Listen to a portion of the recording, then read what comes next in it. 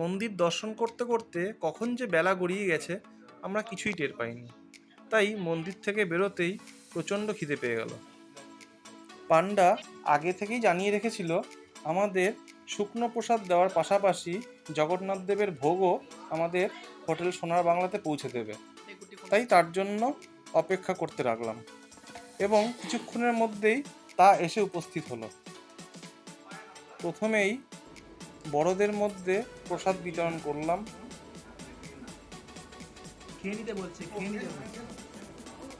তারপর নিজেরাও সেই প্রসাদ তৃপ্তি ভরে খেলাম।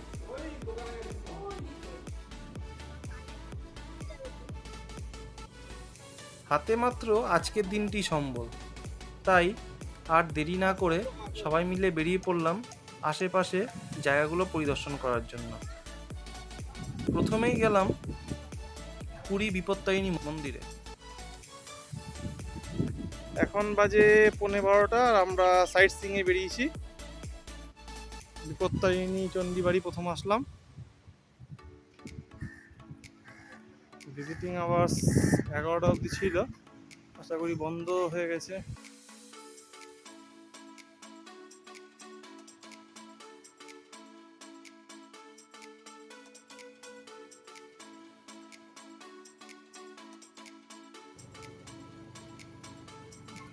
বিপত্তারিণী মন্দির আবার সেই বিকেলে খুলবে। বন্ধ থাকার দরুন আপনার সঙ্গে কিছুই শেয়ার করতে পারলাম না। এবার চলেছি নতুন জায়গার উদ্দেশ্যে। কোথায় চলেছি একটু পরেই জানতে পারবেন। পৌঁছে গেছি পুরীর অন্যতম আকর্ষণীয় স্থান গুপ্তবৃন্দাবনে। চলুন ভেতরে যাওয়া যাক, আর ভেতরে কি কি আছে সেটাও আপনাদের সঙ্গে শেয়ার করা যাক।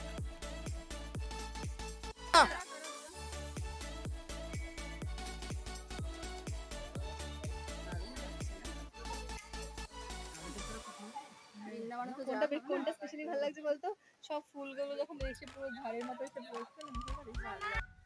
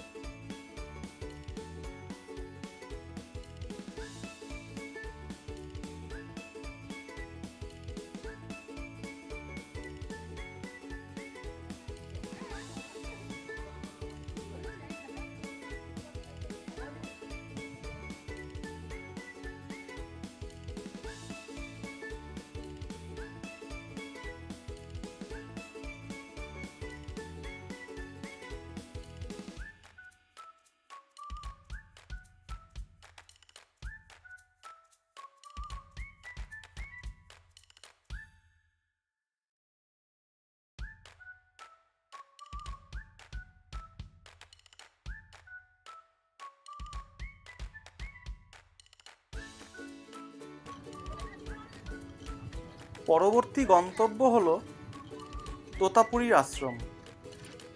কথিত রয়েছে এই তোতাপুরী বাবার কাছ থেকেই রামকৃষ্ণদেব দীক্ষা গ্রহণ করেছিলেন। চলুন যাওয়া যাক।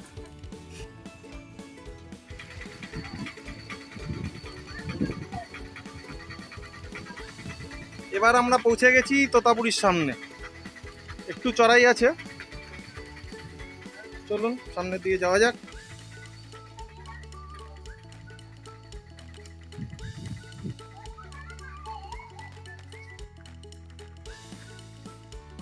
ঘুরতে গেলে ফুল এন্থু নিয়ে বেরোবে, আদারওয়াইজ ঘুরতেই যাবে না, যে কোনো একটা।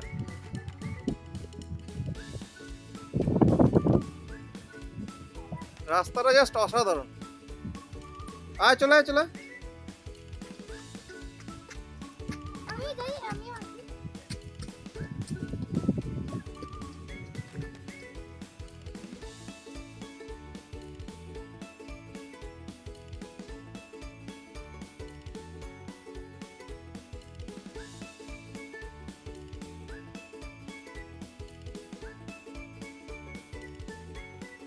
এখন আমরা তোতাপুরি যাচ্ছি। শ্রী রামকৃষ্ণ পরমহংসদেব এনার থেকে দীক্ষা নিয়েছিলেন। এখানে তার সমাধি রয়েছে, দেখা যাচ্ছে কি আছে। আমি এটা মাঠ থেকে চেয়েছিলাম কালকে, আজকে ওই মাঠ থেকে যাবো।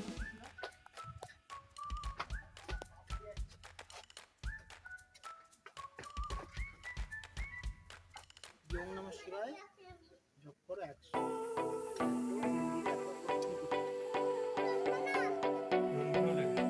এগুলো রামকৃষ্ণ মানে গুরুদেব তোতাপুরি বাবা 350 বেঁচে উনি এরকম হয়েছে সমাধি হয়েছে 1960 আগস্ট মাস। এবার সে দক্ষিণ চোখে রামকৃষ্ণ দেখে 1836 और जो साधना करते তোতাপুরি 40 वर्ष লাগে ওটা রামকৃষ্ণ সেই সাধনা করতে 40 বছরটা 3 দিনে উনি এসে করেছিল, তাই জন্য রামকৃষ্ণ নাম দিয়েছে। আমরা রামকৃষ্ণ এখানে থাকে এখানে সমাধি করেছে অনেক ফর্মুলা মানে নাম কে দিয়েছে? উনি দিয়েছেন। তোতাপুরীজি নাম না।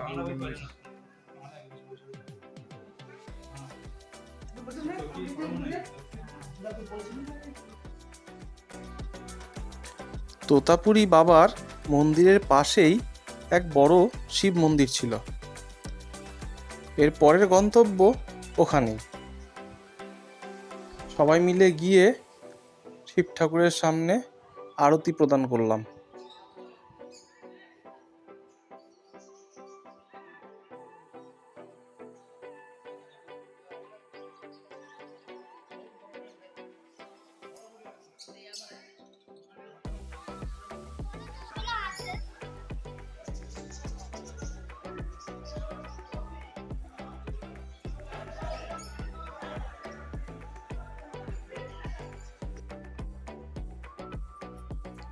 অনেক বেলা হয়ে গেল, ফিরে চলেছি হোটেলের উদ্দেশ্যে।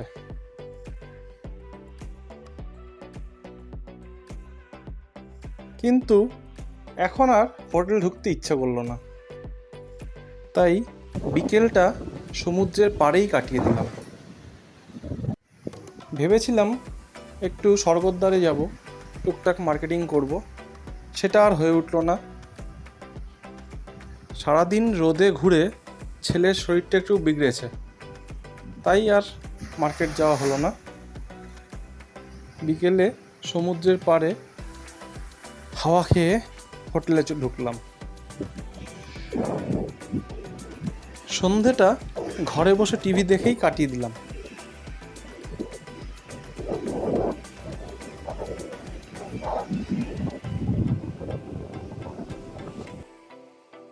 রাতে আমরা চিকেন আর রুটি, আর বড়দের জন্য ভাত ডাল সঙ্গে রুই কালিয়া।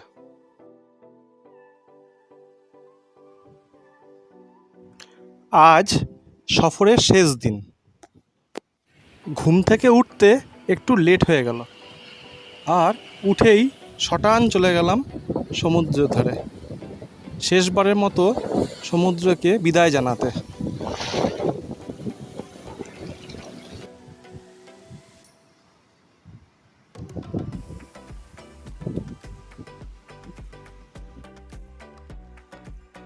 ওখান থেকে ফিরে এসে সবাই একসাথে ব্রেকফাস্ট টেবিলে পৌঁছে গেলাম। হালকা ব্রেকফাস্টের পর এবার রেডি হয়ে নেব। সকাল 10:40 ধৌলি এক্সপ্রেস ধরব। তাই আর দেরি না করে চলুন তাড়াতাড়ি করে বেরিয়ে পড়ি পুরী স্টেশনের উদ্দেশ্যে। যারা আগ্রহের সঙ্গে বসে আছেন হোটেলের এক্সপিরিয়েন্স সম্পর্কে জানার জন্য, তাদেরকে একটাই কথা বলবো, হোটেল সোনার বাংলার সবচেয়ে খারাপ প্রপার্টি এটি। পরিষেবা অত্যন্ত খারাপ, খাওয়ার দাওয়ার মান বিলো অ্যাভারেজ, এবং সর্বোপরি প্রথম দিন থেকে আমরা লিফট খারাপ পেয়েছি।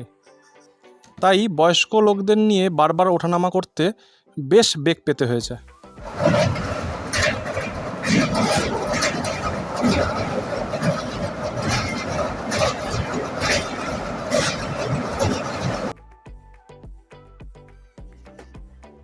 ট্রেনে ফেরার সময় আর সেভাবে লাঞ্চ করা হলো না।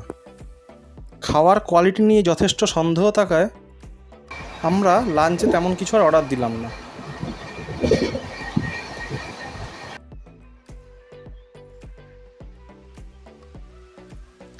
সন্ধে হতে না হতেই লাঞ্চ না করার ফল ভালোই টের পেলুম। ধৌলি এক্সপ্রেস 8:45-র মধ্যে শালিমার স্টেশনে পৌঁছে দিল। তারপরেই ছুটলাম উত্তর কলকাতার মিত্র ক্যাফেতে। রাতের ডিনারটা সেরেই ফিরবো একবারে। অর্ডার দিলাম বিখ্যাত সেই ফিশ কবিরাজি, চিকেন পকোড়া আর মিক্স চাউমিন।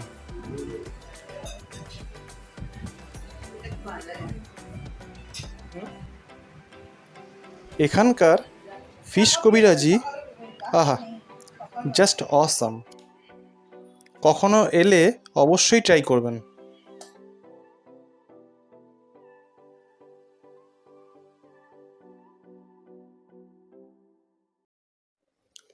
আর কি, চলুন এবার বাড়ি ফেরা যাক। আপনারা যারা প্রথম থেকে এই ট্রিপে আমাদের সঙ্গে ছিলেন তাদেরকে অনেক ধন্যবাদ। কমেন্ট করে অবশ্যই জানান আপনাদের এই পুরী ভ্লগটা কেমন লাগলো। ভালো লাগলে অবশ্যই লাইক, শেয়ার আর সাবস্ক্রাইব করতে ভুলবেন না। দেখা হচ্ছে নেক্সট ব্লগে। Till then, tata.